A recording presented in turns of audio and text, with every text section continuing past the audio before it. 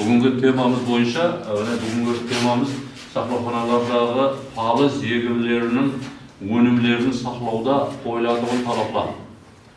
Şu saklapxanaga koyulgan paliz yegirlerinin meyvelerinde rivojlanadigan keselliklerini kalay bizler boldurmaymiz. So keselliklerdi boldurmalık ilajların kanday derecede sürgünleştirүү imkaniyatımız var ekenligini bize sizlerle öğrenip ötmemiz gerek. Demek bizlerin temamız boyunca reje tuzulgan.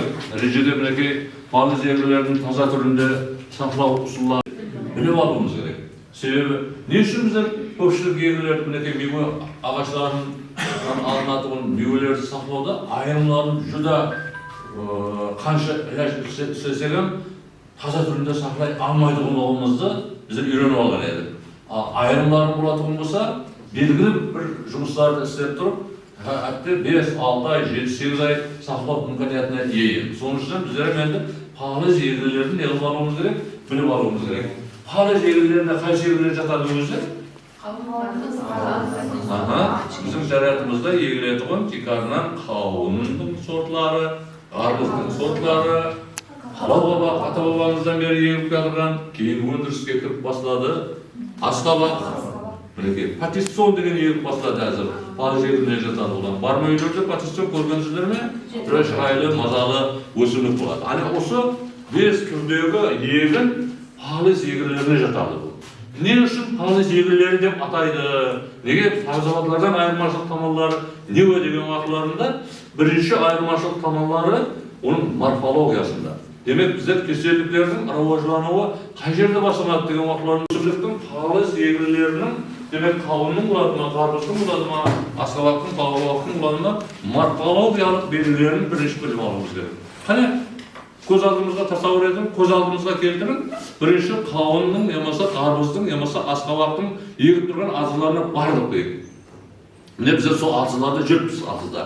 Birinchi yegistен boshlab Kugurgandan boshlab yegi ne japrog'i chiqib boshlaydi? Tuxum japrog'i chiqib boshlaydi. Tuxum japroq deydi. Yamasa tuxumdan oziq oladigan japroqlar chiqib boshlaydi-da, undan keyin tuxum japroqlari o'zining funksiyasini atqarib bo'lgandan keyin haqiqiy japroq degan japroqlar chiqib boshlaydi. Bunun aralig'i tuxum yegilgandan keyingi aralig'i 3-4 gün ayrim sortlarında, ondan keyin 5-6 güngacha ketadi-da, keyin o'sha tuxum japrog'i o'zining funksiyasini atqarib bo'lgandan keyin haqiqiy japroq chiqaradi-da, bundan keyin buning rivojlanishi juda aktiv ketadi. Endi bu agrotexnika albatta bizlar tushuntirib o'tirgan vaqtimiz bo'lmaydi. Asosan tushunuvchilarimizga bizlarning vaqt qolmay qoladi. So'ngdan ham endi ko'rib chiqqandan keyin vegetatsiya davrining oxirina chiqib qaraydigan bo'lsam, ularning bas qahali 7-8 metrgacha bo'ladi. 7-8 metrgacha. Buni tasavvur etib жүріпsiz a'zizda, demek avgust ayının içinde varsan a'zizning içi pol neydi? Vegetativ deneşeleri. Halek deydi, to'g'ri? Vegetativ deneşeleri o 7-8 metrgacha chiqqan qahali, bas qahali o'sib, keyin qattal chaqalari o'sadi. Ondan keyin bir qavunning tumini sanab ko'rsam 200-300 gacha kelgan japroq bo'ladi. Endi ayirmachilik tomonlari ularda atalik ham analik degan gullar bo'ladi.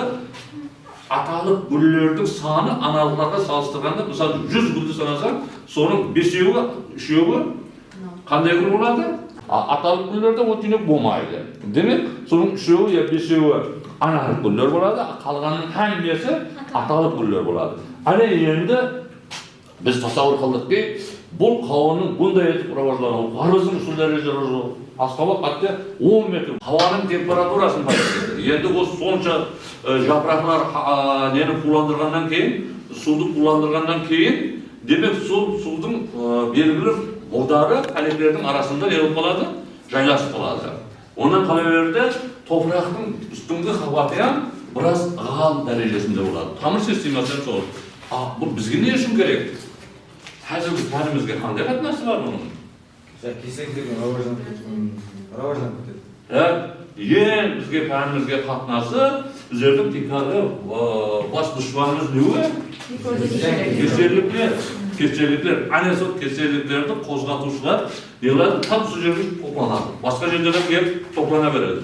Masalan, mana hisoblab ko'ring, biz hisoblab qo'yib sonra qavun juda ko'p o'sgan vaqtlarida iyul oyining 3 декадасы 10 күндігі август айының 1-ші 10 күндіктерінде қауын астында термометрді қойып қойсаң, ашық жерге термометрді қойып қойсаң, ашық жердегі термометрің 40 градус болатын болса, қауын астында қойып қойсаң, 31-32-ден аспайды.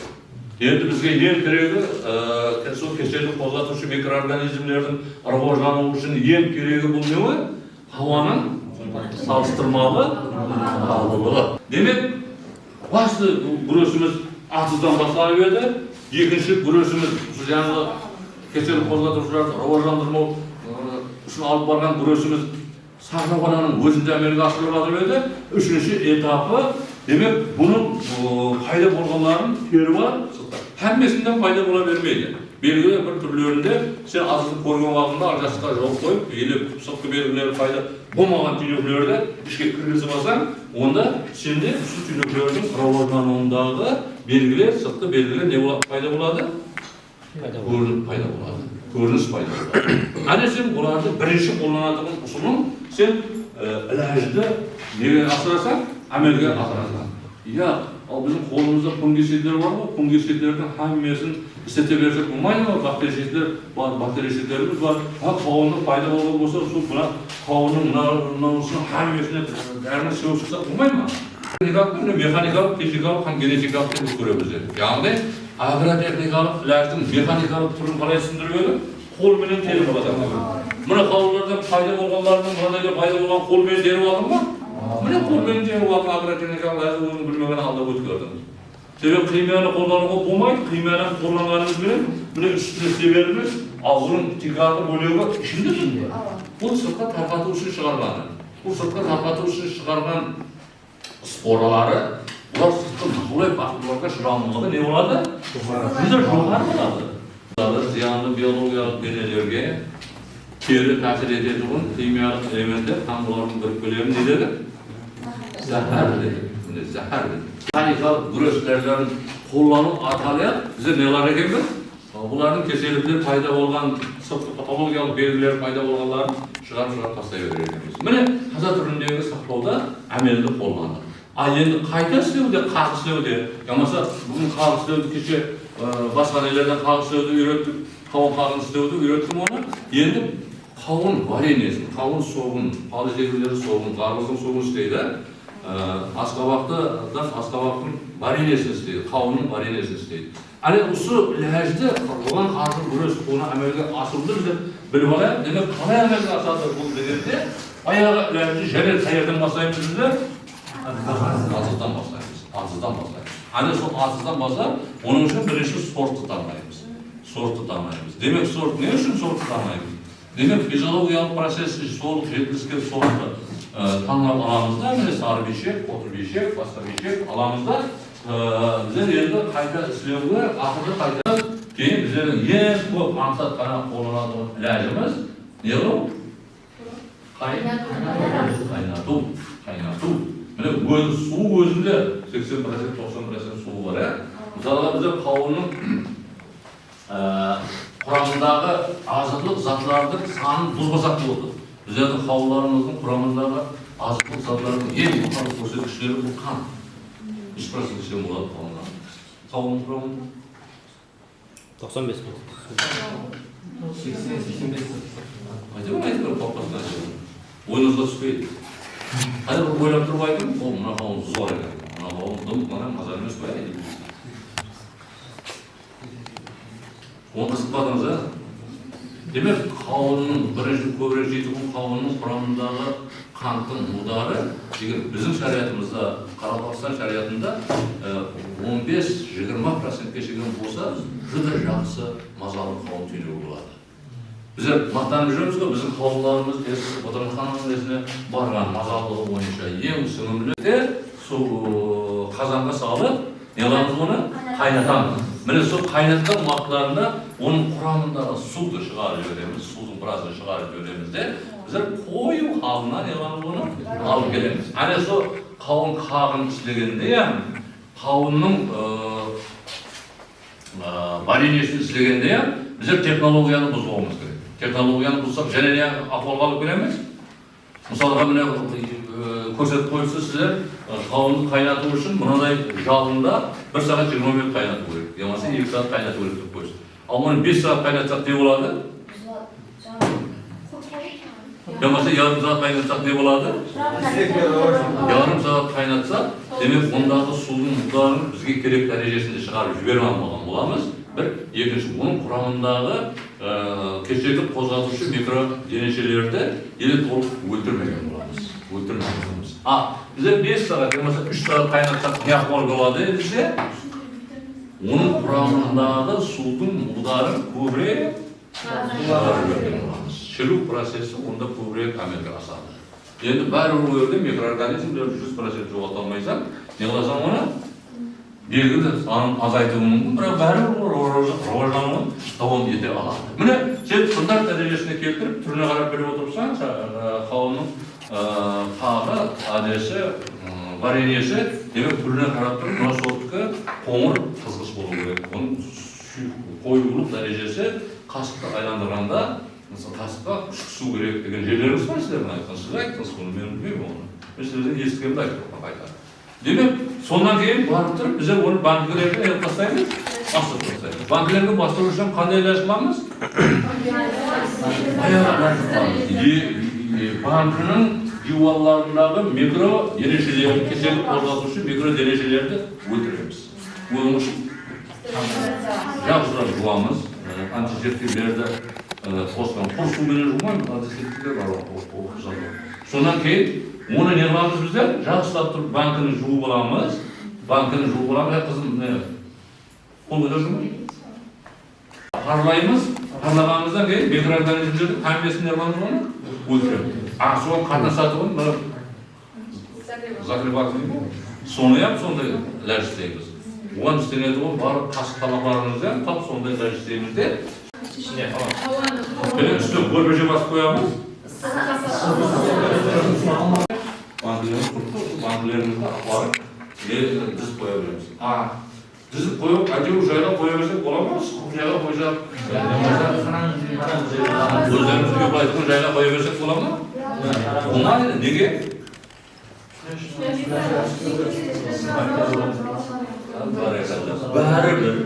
Бәрібір, бізде қанша әмел істегенімізден, бәрібір ол жердегі микроорганизмдердің келешектегі рауаждануының алдын алуымыз керек.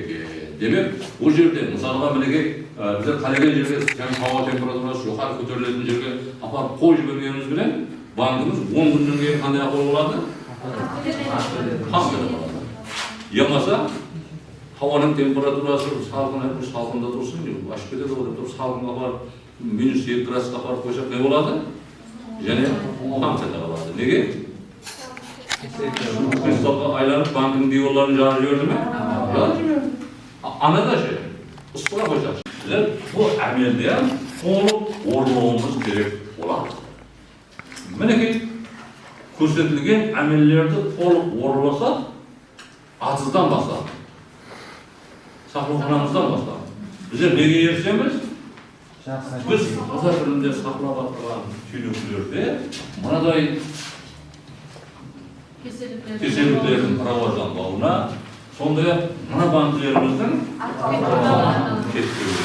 зияланбауына ерсеміз. Бұның үшін үстінетіғын әлдеріміз орда аңсат деген? Аңсат деген. Жүрді аңсат деген, тек баражанға алдыға, баражанға қалеке мен бұна түйнекілерді аламан, ямаса алмаймын. Үстіні үшін қаны келсек, сен өніміңді көзбенен шелеп тұрып білесің. Мен бұны аламам. Өз қарасаң стандартный, ішінде бар 5%, 10% не стандартный. Қалалар стандартный. Демек, аласаңда, я сақлауға, я қайтасынығы, сен уже жұмысты бастап жібере бересің. Әлі сол бастап жібере беру дәуірінде, жоғарыдағыдай кемшіліктерге жол қоймастығын үшін не қылу керек? Аудиторияға геуден, ақылышан келу керек. Әммесін. Дәмі қашып кетті ме кейін? Енді дәмі керісінше. Ана пәлектің құрамындағы соғақларында фотосинтез процесі тоқтату мәселе. Егер фотосинтез процесін беріп тұра берсем, ол түйнегім өсіп тұра береді. Сен фотосинтез процесін тоқтатып тұрып, енді пәлек не қылады? Организміндегі бар болған азықтың әммесін түйнекке береді. себебі оның қасиеті сондай. Себебі барлық өсімдіктердің қасиеті әулет қалдыру. Міне, бұлардың әңгімесі демек біздердің немізге тура келді, қойылған талабымызға тура келді де кеселдерге қарсы күресу әлі атқарылады.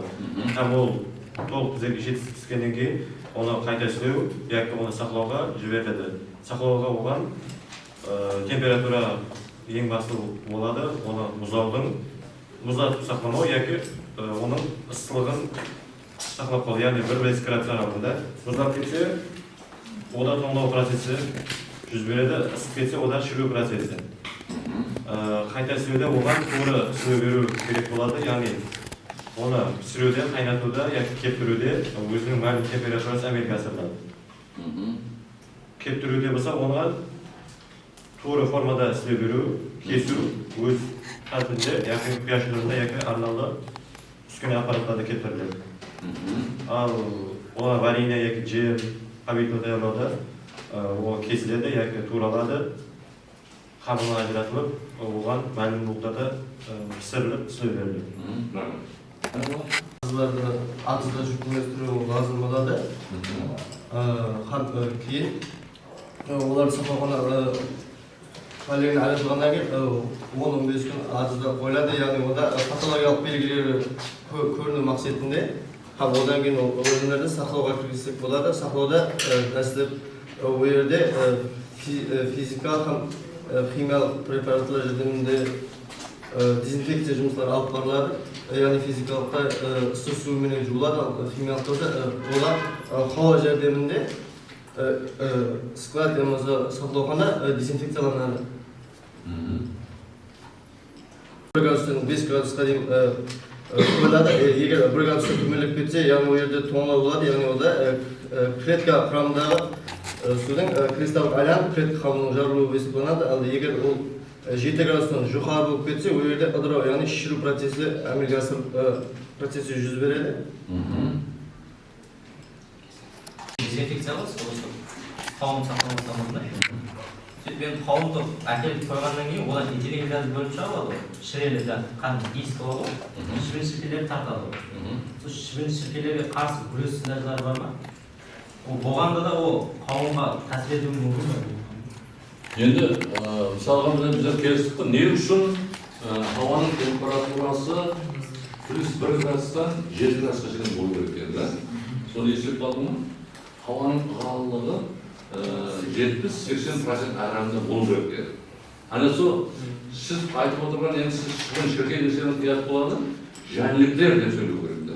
Бұны сіздер себебі бірінші семестрда сол жәніліктерді үйрендіңдер. Бұл шыбын шіркейді біздің жаңағы үйде отырып бұл сақаны тыным дәуіріне кіріп алады. Тыным дәуіріне кіріп алады да, тыным дәуірінде жата береді. Сенің затыңды сақлап тұра береді. Әлі сені соның керек ол жәніліктер ол жерде соны есеп қал. Бірінші ол жеткізіп келе беру керек. Егер ол тоқтап қалған болса, ол жерде биологиялық денем өз тіршілігін тоқтатады. Ана ондай денеде айтылып отырған жәніліктер, жаңағы сақлаханаларда болатын жәніліктер жақсы рауаждана не только жәніліктер, кеселдіктер жақсы рауаждана алмайды. Егер оның процедурасын бұзса, біздер не қыламыз? Оның процедурасын бұзған жағдайларымызда біздер неге алып келуіміз мүмкін? Сол кеселдіктердің рауаждануына шариғат жаратып беруіміз мүмкін. Қане? Балам, қане екеуміз мәлім? Екі түрде дезинфекциялық сулар тұрады, біреу физикалық, біреу химиялық. Физикалықта болса тек қана ыстық су яки қайнаған су жәрдемінде араластырып сақлау орнынан сүртіліп шығады. Екінші химиялық болса, химиялық арнаулы өзі препаратлар жәрдемінде дезинфекция алып барылады. Қауынның сабақшасының 2-3 см аралықта үзіледі. 2 см аралықта үзілгеннен кейін оны 2 см оны қақ қылып, ямаса дәсекпен ақыры қайта істеуге болады оны. Қақлауда ол өзінің арнаулы 2-3 мм жәрдемде туралады, домалақ домала формада. Правильно. жиналған оқтаған сыртында көрінісінен несіне шығарып жүргенсіз оған сол салмаған бір ойнай ма деп жатқан салмақ ауырлау бұл жерде естімеген салмақ ауырлау айтып отырған уақытында стандарт көрсеткіштері оның мұқтағына дедім, салмағы деген, мұғдар деген сол салмағы. Мысалы, әрбір қауып ешектің орташа көрсеткіші 5 кило болу керек деген өзі биологиясында жазуы бар. Аны егер ол 5 кило болмаса, демек ол қандайдыр вегетация сөйлді бір білесің. Қандайдыр вегетация дәуірінде зиянкестер менен, я кесірткер менен, я сол берілетін төгінді бермей, оның неге ұшыраған? Бір қандайдыр бір жәбірге ұшыраған. Мысалға, көрсеткіші егер әмезат тәмін етіліп тұрған болса, ол сол селекционер, сол сорт шығарған уақытларында соның көрсеткіші беріп қойды. Оның түйнегі 5 кило болу керек, ұзынлығы 35 сантиметр болу керек, ені және бір нәрсе болу керек деп тұрып, қолына беріп қойды. Оның нағышы, реңі, көкшіл қаламбаларда, әр жерінде гүлдер болу керек деп беріп қойды. Әлі сен соны іздеу алу дәуірінде, сақлауға алу дәуірінде, әлі көрсеткіштерін стандарт деген сөз сол. Сіздердің ақыңыз бойынша. Сіздер айтасыз. Стандартқа тура жылап берсе, аласың. Я ол зор болды, ол 5 кило стандартты көрсетілген, 5 кило болу керек, ал біз ерте жаңылшымен тәрбиетіне еш уақытта оны қайта істеуге, ямаса ұзақ сақтап қоюға болмайды. Бірінші қойлардың дала, соның әрі сорт талабы. Екінші қойлардың дала сорттың пісу шеңдігі, ямаса қолданылатын агротехникалық дәрілер туры. Үшінші талап шақырылғаналардағы шариатты шақырылғанадағы зиян кеселік қозғатушы микроденежелерді толық тазалау. Төртінші шариат міне арыздағы сорттың алып келетін түйнекке қойылатын талапты туырып орылап келу. Бесінші талап біздер білуіміз керек, сақлауханадағы микроқұрым шариатын туырып әмелге асыру. Алтыншы қосымша деген болады, сол қайда беру керек болады. Сақланатын материалдың қауынның түйнегінің 8, аспесі 9 айдан өтпейтін болуын білу. Соның ішінде оны сақлап қойып жеп қойғымыз керек. Банкілерді 2 жыл қойып болмайды дедік қой, болмайды ғой. Өзіндегі физиологиялық процесті орындайды да, бізге оны пайдалансақ, кімнің үйінде былтырдан бері банк тұрған болса лақтырған болмайды. Түсінді ме? Var mı soru? Rahmet.